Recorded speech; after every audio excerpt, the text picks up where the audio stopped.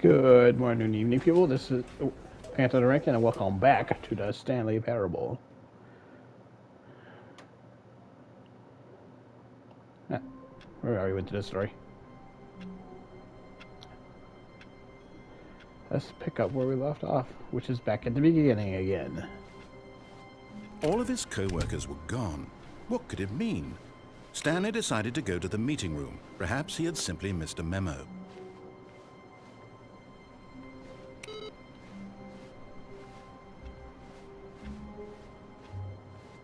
New content. As tempting as that is, I'm going to wait. I'm going to wait until the next episode to do this. When Stanley came to a set of 2 open doors, he entered the door on his left. Right. This was not the correct way to the meeting room, and Stanley knew it perfectly well. Perhaps he wanted to stop by the employee lounge first, just to admire it. I will stop at the employee lounge first just to admire it. Ah, yes, truly a room worth admiring. It had really been worth the detour after all, just to spend a few. But eager to get back to business, Stanley took the first open door on his left. Okie dokie.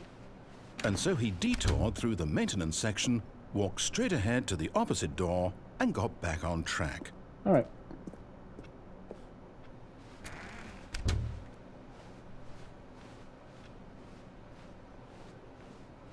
Aw, man. I could have gone the other way.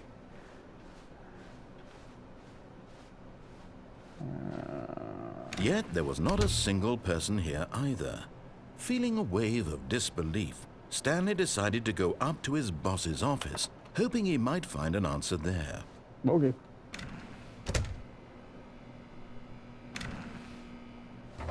Ooh, broom closet. Stanley stepped into the broom closet, but there was nothing here, so he turned around and got back on track. You sure? This broom closet is really nice looking. There was nothing here. No choice to make, no path to follow, just an empty broom closet. It's not no complete. reason to still be here. It's not completely empty. I mean, there's like a mop bucket, a bunch of tools. It was baffling that Stanley was still just sitting in the broom closet. He wasn't even doing anything. At least if there was something to interact with, he'd be justified in some way. As it is, he's literally just standing there doing sweet FA. Oh, fine. I will continue onward as you wish. Coming to a staircase, Stanley walked upstairs to his boss's office. Why isn't that door not opening? Holding some secrets in here.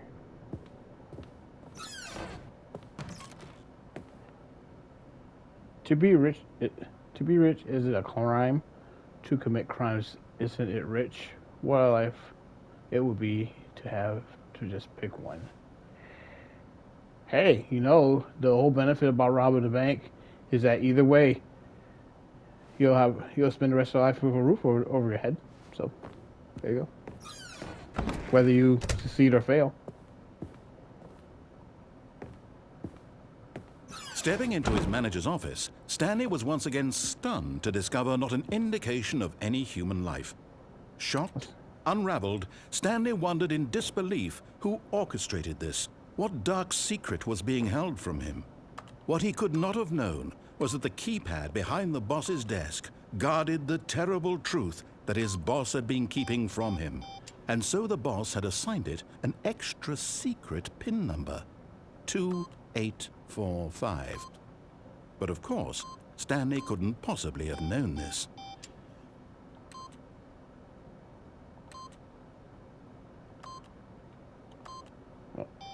No. Stanley just sat around twiddling his thumbs. Trying to input anything on the device was useless, since he could never possibly know that the combination was 2845. Okay.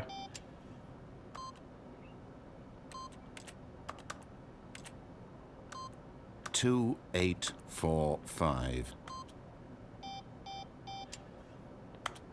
I know, I got it. I got it. Wait, I missed one. There we go. No. But it turns out that the panel's emergency override kicked in, and the door just I did it, yeah. itself. And Stanley got the hell along with the story. Well, I got a big brain. I'm a genius. Let's go.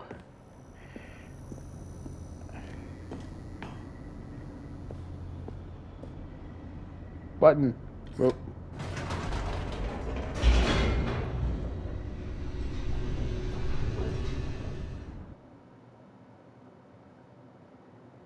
Descending deeper into the building, Stanley realized he felt a bit peculiar. It was a stirring of emotion in his chest, as though he felt more free to think for himself, to question the nature of his job. Why did he feel this now, when for years it had never occurred to him? This question would not go unanswered for long. Okay. Stanley walked straight ahead through the large door that read Mind Control Facility. All right. Although this passageway had the word escape written on it, the truth was that at the end of this hall, Stanley would meet his violent death. The door behind him was not shut. Stanley still had every opportunity to turn around and get back on track. Or I can just keep walking.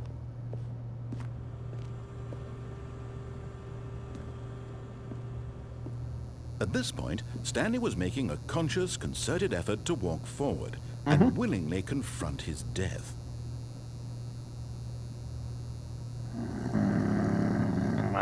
Fine, I'll go back, you whiner.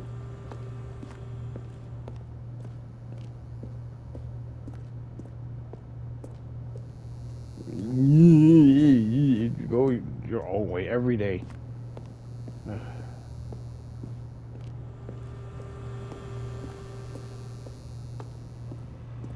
But of course, Stanley thought better of it and realized he simply had too much to live for.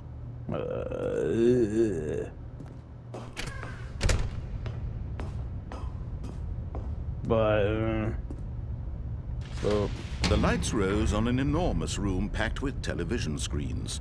What horrible secret did this place hold? Stanley thought to himself. Did he have the strength to find out?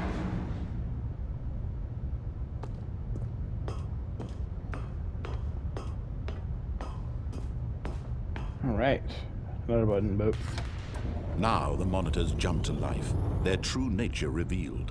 Each bore the number of an employee in the building, Stanley's co-workers. The lives of so many individuals reduced to images on a screen, and Stanley, one of them, eternally monitored in this place where freedom meant nothing. Haha, found you right there. All right.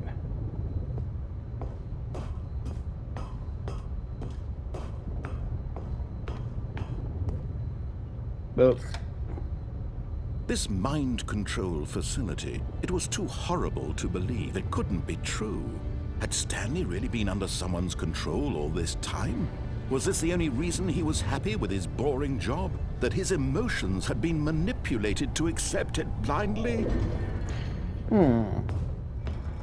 No, he refused to believe it. He couldn't accept it. His own life in someone else's control? Never! It was unthinkable, wasn't it? Was it even possible? Had he truly spent his entire life utterly blind to the world? But here was the proof. The heart of the operation. Controls labeled with emotions. Happy, or sad, or content. Walking, eating, working. All of it monitored and commanded from this very place. And as the cold reality of his past began to sink in, Stanley decided that this machinery would never again exert its terrible power over another human life. For he would dismantle the controls once and for all. Boop. Oh, Stanley, you didn't just activate the controls, did you? Sure After did. they kept you enslaved all these years, you go and you try to take control of the machine for yourself. Is that what you wanted? Control? Oh, Stanley, I applaud your effort, I really do. But you need to understand, there's only so much that machine can do. You were supposed to let it go. Turn the controls off and leave. But, if you want to throw my this story 5 doesn't off work. track, you're going to have to do much better than that. I'm afraid you don't have nearly the power you think you do. For example, and I believe you'll find this pertinent, Stanley suddenly realized he had just initiated the network's emergency detonation system. In the event that this machine is activated without proper DNA identification, nuclear detonators are said to explode, eliminating the entire complex. How long until detonation then? Let's say 2 minutes. 2 minutes, huh? Now this is making things a little more fun, isn't it, Stanley? It's your time to shine. You are the star. It's your story now. Shape it to your heart's desires. Oh, this is much better than what I had in mind. What a shame we have so little time left to enjoy it. Mere moments until the bomb goes off. But what precious moments each one of them is. More time to talk about you, about me, where we're going, what all this means. I barely know where to start. What's that? Well, you'd like to know where your co-workers are? I never accept. A moment of solace before you're obliterated. All right, I'm in a Honestly, good could mood. care less. You're gonna die anyway. Well, couldn't I'll care tell less. you exactly what happened to them. I erased them. I You turned erased off the them? machine. I set you free. Of course, that was merely in this instance of the story. Sometimes when I tell it, I simply let you sit there in your office forever, pushing buttons endlessly and then dying alone.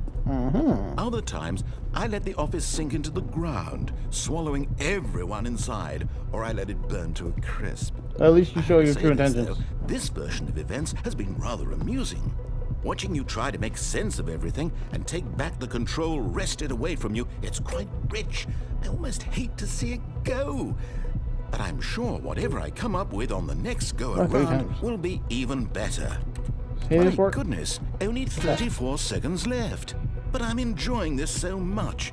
You know what? To hell with it. I'm going to put some extra time on the clock. Why not? These are precious additional seconds, Stanley. I'm pretty sure you're bluffing. It doesn't grow on trees. Oh dear me, what's the matter, Stanley? Is it that you have no idea where you're going or what you're supposed to be doing right now? Or did you just assume when you saw that timer that something in this room was capable of turning it off? I believe that. I mean, look at you. Running from button to button, screen to screen, clicking on every little thing in this room. These numbered buttons, no, these colored ones, or maybe this big red button, or this door. Everything, anything, something here will save me. Why would you think that, Stanley? That this video game can be beaten? Won? Solved? Do you have any idea what your purpose in this place is? Stanley, you're in for quite a disappointment. But here's a spoiler for you. That timer isn't a catalyst to keep the action moving along. It's just seconds ticking away to your death. You're only still playing instead of watching a cutscene because I want to watch you for every moment that you're powerless. To see you made humble. This is not a challenge. It's a tragedy. You wanted to control this world, that's fine. But I'm going to destroy it first, so you can't. Alright. I know you're bluffing. Stanley. That's 30 seconds you have left to struggle. 30 seconds until a big boom and then nothing. No ending here, just you being blown to pieces. Will you cling desperately to your frail life, or will you let it go peacefully? You wouldn't do that. Another choice. Make it count, or don't. It's all the same to me, all a part of the joke. We're gonna play this game with chicken. I will be laughing at every second of your inevitable life from the moment we fade in until the moment I say happily ever after.